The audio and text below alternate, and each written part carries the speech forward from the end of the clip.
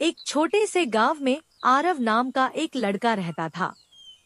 उसके पिता एक साधारण किसान थे और माँ घर संभालती थी। घर की हालत बहुत अच्छी नहीं थी, लेकिन आरव के सपने बहुत बड़े थे। वह पढ़ लिख कर कुछ बड़ा करना चाहता था। आरव रोज स्कूल जाता, खेत में पिता का हाथ बंटाता और रात को देर तक पढ़ाई करता। लेकिन समस्या यह थी कि चाहे वह जितनी मेहनत करता, परिणाम हमेशा उसके खिलाफ आते। कभी परीक्षा में कम नंबर, कभी दोस्तों का मजाक, तो कभी लोगों की बातें। इससे कुछ नहीं होगा, यह तो बस सपने देखता है। धीरे धीरे आरव का आत्मविश्वास टूटने लगा। एक दिन वह बहुत थक चुका था। उसने किताबें बंद की और मन ही मन कहा, शायद मैं ही कमजोर हूँ। शायद मुझे हार मान लेनी चाहिए। उसी रात वह अपने दादा के पास बैठा था। दादा ने उसकी आंखों में उदासी देख ली। उन्होंने प्यार से पूछा, क्या हुआ बेटा? आरव ने अपनी सारी परेशानी दादा को बता दी। दादा मुस्कुराए और बोले, कल सुबह मेरे साथ चलना। अगली सुबह दादा आरव को एक पहाड़ी के पास ले गए। वहां एक आदमी पत्थर तोड़ रहा था।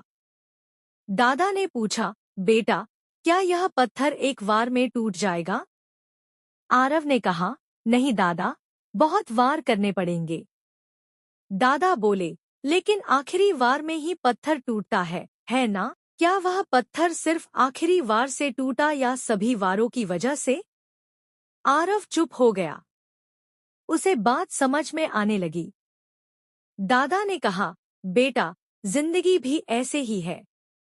हर मेहनत दिखती नहीं, हर कोशिश का फल तुरंत नहीं मिलता, लेकिन कुछ भी बेकार नहीं जाता। उस दिन के बाद आरव ने एक फैसला किया। हार मानने से पहले एक आखिरी कोशिश जरूर करेगा। उसने खुद से तुलना करना छोड़ दिया, लोगों की बातों को नजरअंदाज किया और रोज बस इतना सोचा, आज कल से थोड़ा बेहतर बनना है।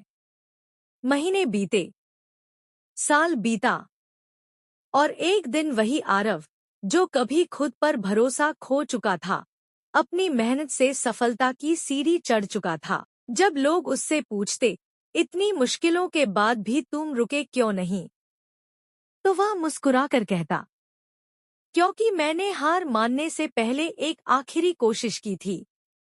सीख। याद रखिए, आपकी कहानी का सबसे सुंदर हिस्सा अक्सर उसी पन्ने के बाद होता है, जहां आप हार मानने वाले होते हैं।